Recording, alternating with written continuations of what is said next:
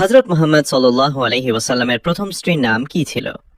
এ Khadija, B Ayesha, C Hafsa.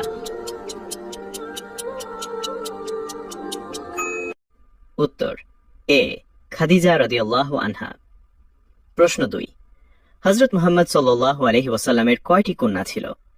এ 2, B 3, C 4।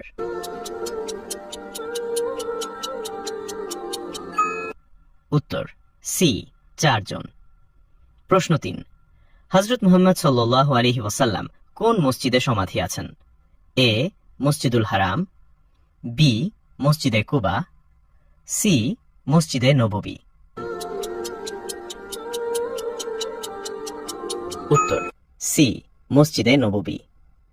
প্রশ্ন 4, মানবজাতির প্রথম নবী কে ছিলেন? এ আদম আলাইহি ওয়াসাল্লাম, বি নূহ আলাইহি ওয়াসাল্লাম, সি ইব্রাহিম আলাইহিস সালাম।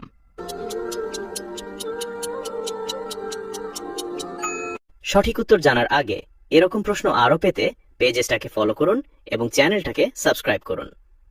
উত্তর এ আদম আলাইহি ওয়াসাল্লাম।